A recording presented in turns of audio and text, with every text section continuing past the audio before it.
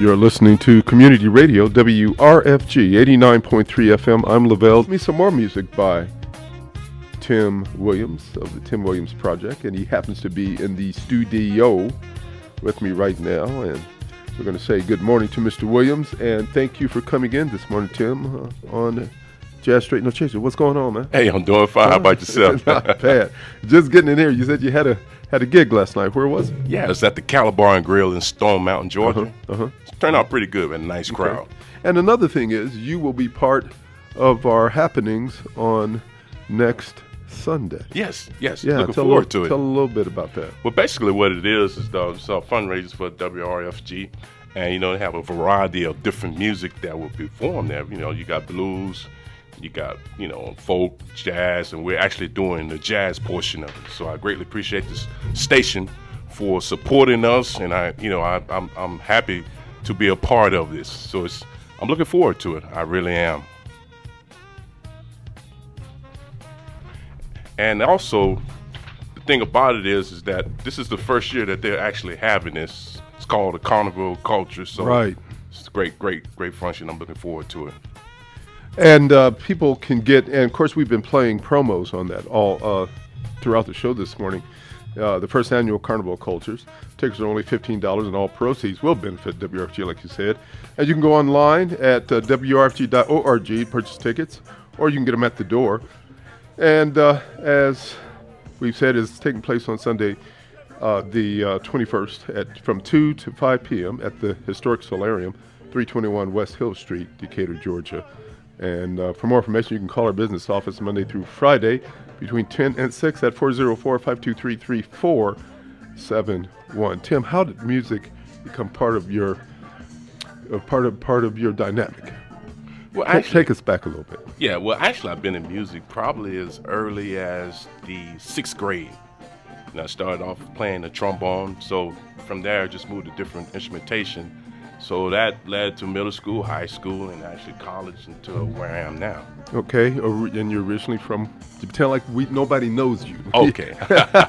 You're originally from where? I'm originally from Mobile, Alabama. Okay. Yes. Okay. Now, growing up in Mobile, of course, my thoughts, and you can correct me if I'm wrong, my thoughts are that you're into, or you were exposed to cultural music, blues, yes. R&B. Yes. Of the like. Right. When did jazz become part of your scenario?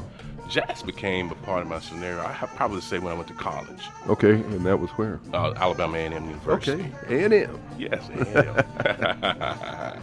So actually that's when I played in the stage band. Okay. It's like a jazz band. Okay. And in reference to jazz, I guess probably the biggest influence with me is when I got the opportunity to actually play with Fred Wesley. Right, the JBs, James Brown fan. Yes, wow, okay. I was doing what you consider big band. Right. During the summer to make extra money for There college. you go. That's when I met him, and he was kind of one of the number one influence for me. Okay. To jazz. Okay. Because he mixed R&B, jazz, blues. Of course, about his background. Right. And from there, I started getting exposed to people like Joe Sample, Grover Washington, of that nature, Stanley Clark. Those people kind of influenced me. Okay. Now, what a lot of folk don't understand or may not be aware of is that when you talk about Fred Wesley, Maceo Parker, right, and all of those folks at that time with James Brown, these were accomplished jazz musicians. Right. And I have spoken with folk over the years that either have jazz backgrounds or are musicians, and the thing of it is, these folk are well versed in all genres of music. Exactly. And when they're not in groups that they perform regularly with or the like, they are oftentimes performing in small venues doing jazz. Right. And that is especially true, as I have found out going to the Detroit Jazz Festival and its rich history of music in that city from a Motown standpoint. A lot of these studio musicians outside the studio would have their own little groups, right, performing jazz from a jazz perspective. So it's not, my point is, it's not unusual to hear what you're saying, and you were just getting your chops, so to speak, right, exactly, in college, doing all that. What led you to the instrument that you are now proficient in? Well, I think I've always liked the bass. You know, the bass is, of course, you know, it's the It's actual the bottom. structure, the bottom. As they It's the say. structure of Yeah. every song. Right. And even in high school, I really liked because I played in, you know, the band trombone. So my roommate in college played the bass. Okay. So he actually showed me the fingering, and from there I just kept practicing and bought my own bass, and it just went from there. And I noticed that when I started playing bass, it was easier for me to compose songs. How so? Explain that. Well, with the writing with me, of course you hear the melody first, or either the bass line first. But once I complete the bass line, then it's easier for me to add the melody, all the other parts that go along with it. Okay. But with me, mostly I hear the bass first. Huh. And I'm glad you explained that because, you know, sometimes we listen to music and we really don't have or many folk don't really have the ability to break it down by instrument or break it down by melody. They just hear what they hear and they like what they hear. Right. But it is complex putting all of these different instruments together to make what we hear and what we enjoy. Right. So it's great that you break it down that way. Now, you leave college. What happens then musically in your life after you left college? Well, after I left college, I actually, of course, moved to Atlanta.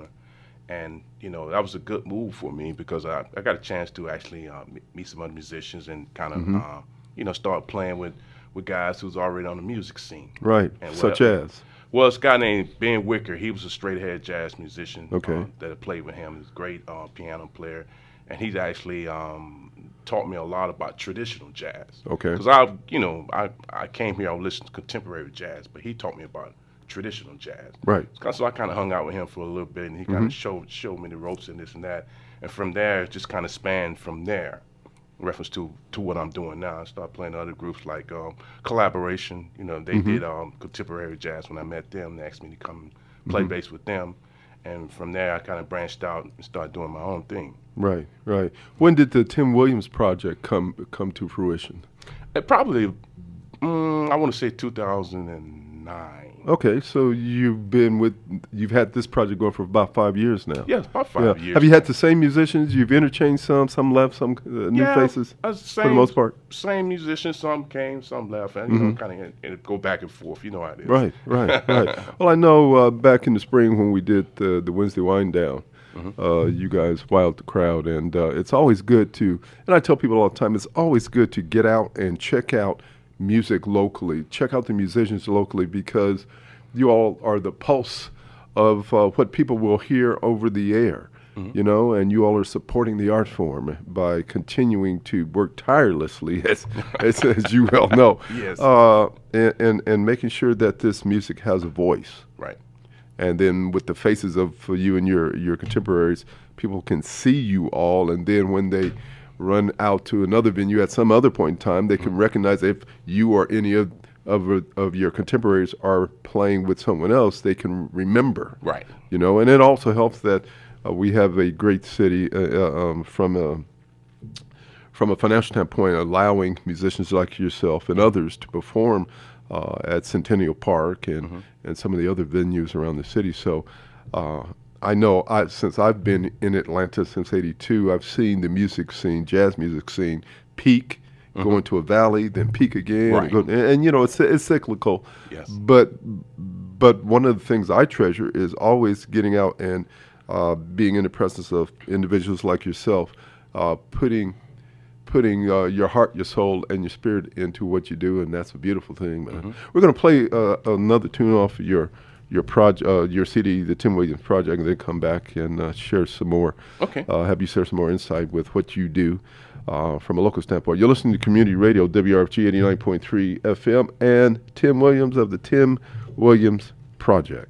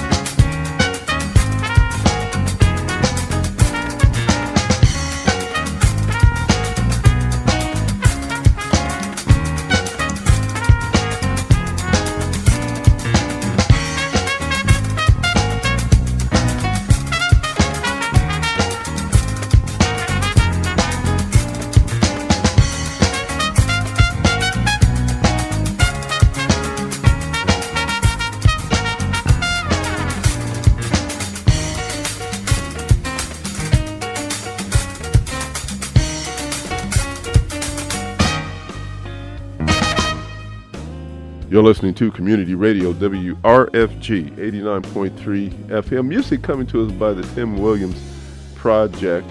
And Tim, I'll let you tell the folk what was the tune we heard. Oh, that's a tune called Jump. Latin tune, kind of mixed up with contemporary jazz. You know, I try to mix it up, man, like a gumbo. You know how I roll. Right. And you do roll. Now, Latin music, how big of, who were some of your influences from a Latin music standpoint for you to incorporate that into the CD? Actually, I heard Latin growing up, man, in Mobile. It's like big Did you band. really? It's a lot of cultural down there. So Absolutely. they had big band, Mardi Gras, you know. It's Well, yeah, and I was about to go there. For folk who don't know, the history of Mardi Gras really originates in Mobile. My man, you're very, You know what I mean? Bright brother, man. Oh, no. A lot of people don't know that. I read things. Yeah, a lot of people don't know that. A lot of people don't know that. You're right. That Mardi Gras has its origin in Mobile, and culturally it went west to New Orleans, and it is what it is today. But Mobile still celebrates Yes. in that regard. Mm-hmm. Yeah. We were talking off mic about you getting into Alabama A&M and having the opportunity, because you had scholarship offering, Yes. musically speaking, to either go to FAM, Florida A&M, and Alabama A&M, but your spirit guided you toward A&M because of? One of my music directors actually graduated from Alabama. Okay. Yes, and so she had a big influence there. And also, it's funny, they told me if I went to FAM, I'd have to major in music, and I was nervous about that.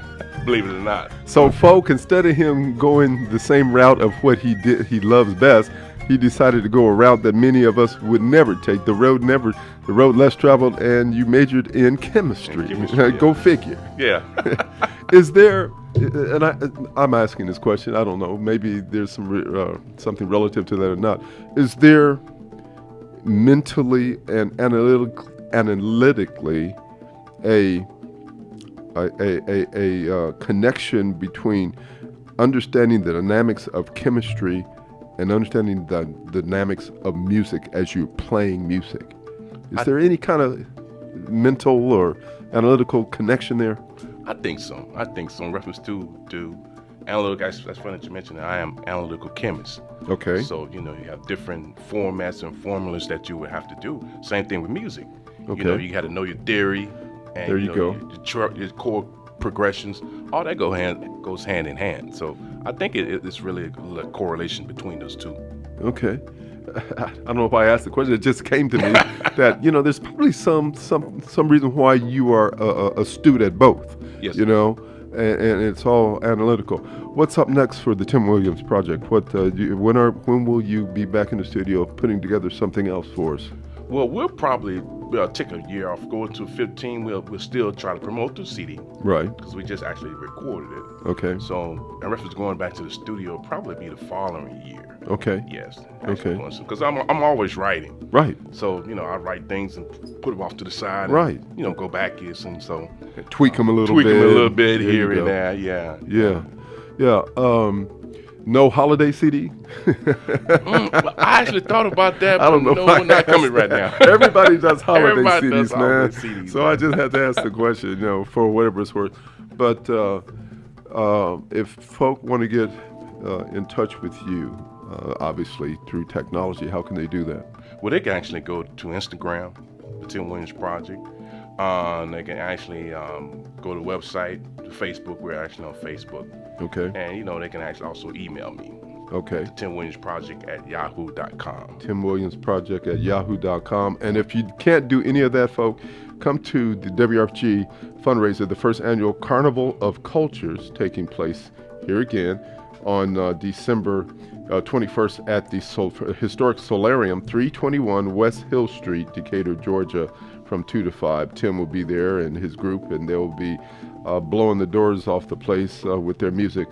It's only $15, and all proceeds will benefit your community radio station, W.R.F.G. 89.3. Tim, I can't thank you enough. You know, I've been trying to get you on here for some time. You know, when we saw each other last spring, Right. I said, Tim, when you gonna come in?